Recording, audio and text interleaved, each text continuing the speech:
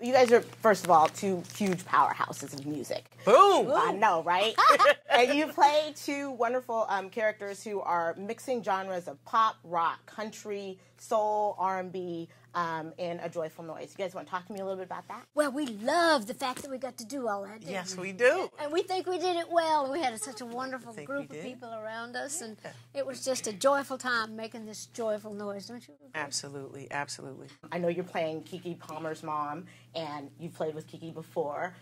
Did playing a mom, does it make you think about what your mom went through raising you, and It does. What kind of teenager were you? It really does. It really does. And I'm pretty clear about what kind of teenager I was. Were you a terror? I kind of got loose a little bit. You don't come this far without, trying, pushing a couple of barriers. But, no, my mother and I definitely got to a point where we had to just have a real conversation and talk woman to woman or daughter to mother, friend to friend, just off the record, clear the air, and just communicate. And pretty much we were on the same page from there because I didn't want to drive my mama crazy, but at the same time, I had to learn, I had to grow, I had to, and she understood that. She knows me better than anyone else on the planet. So I tried to think about that. I mean, you know your kids, and they know you, and you know that you would love each other, and I think that was kind of the relationship that my character and Keke's characters had. We just had to figure out how to get on the same page because we were starting to be far from it, and so I agree with that's normal. All right, now you sing it too wild. It's gonna feel real good, gonna make a difference, gonna make it right. Okay, this is why I shouldn't have let y'all talk me into doing pop songs in church. Now, don't you bring all that Mariah Christina messed up in here. I don't care about hearing you. I want to hear God through you. You wrote my favorite original piece for this, which was From Here to the Moon and Back. Oh, good. I read that you wrote it about your husband. I know you guys have Yes. been married for upwards of 30 years. I've also heard that you write a song a day. Do you want to talk to me about the music? Well, I used to try to write a song a day. Okay. I've been so busy lately. I'll always think of something to write. I'll write a song title down.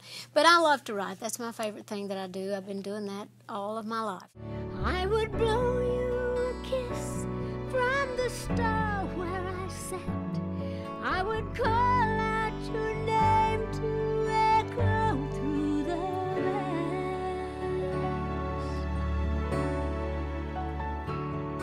Thank heaven for you, and to God tip my hat. From here, Here to the moon and back. Literally 30-plus years? Come on, man. Oh, Respect. you mean the marriage? Yes. Well, we're good friends, first of all, and I stay gone. That helps. Yeah. I like that. Except But for actually, we get along real well. Actually, we've been together. We've been married 45 years, going on 46. We've been together for 2 years before that. We dated before we married. So, but we give each other space, and he's not in the business, and he doesn't want to be. So we have things that we share that that's not just all the same thing. I mean, I'm interested in his world, he's interested in mine, but we have our own things that we do together. That's cool, man. That's cool. You know what I Especially the mean? being gone part. It's not the first time I've heard it. I mean, honestly, it's true. I don't think I joke, could. but it's true. I have to Space. leave if You gotta I'm have not gone. space. I'm like, I got to go. We got Right. to separate from. This must be for that boy. Like you care. Hey, it gives me no joy to see you unhappy. Don't you know that? I love you. And I'm very, very proud to be your mother. And you love me too.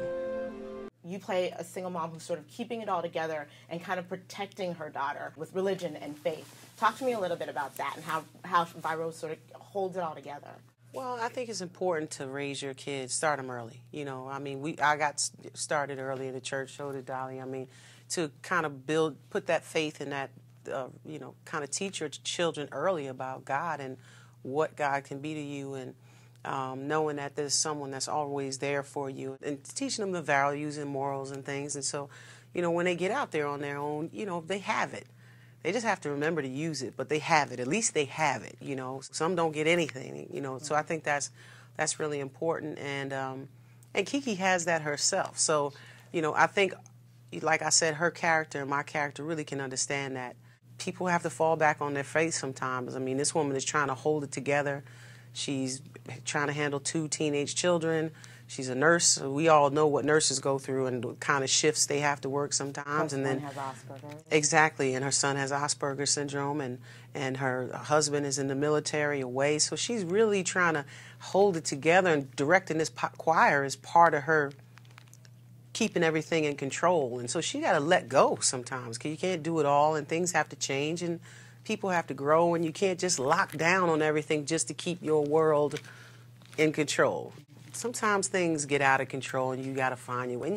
And that's when you actually got to use that faith that you keep saying you got. You know, work on that. Don't believe it. You have to believe it, because you can't, you're trying to do God's job for him right now. Right. So, I learned so many lessons in just filming this movie and learning from the different characters and their stories that I can apply to my own life. And I love when I can do a movie that I can apply to my own life. And I think people can do this when they see this film. I'd agree with that. Thank you, ladies, so Thank much. you. God bless. God bless you too. Enjoyed Thank it. you. Thanks.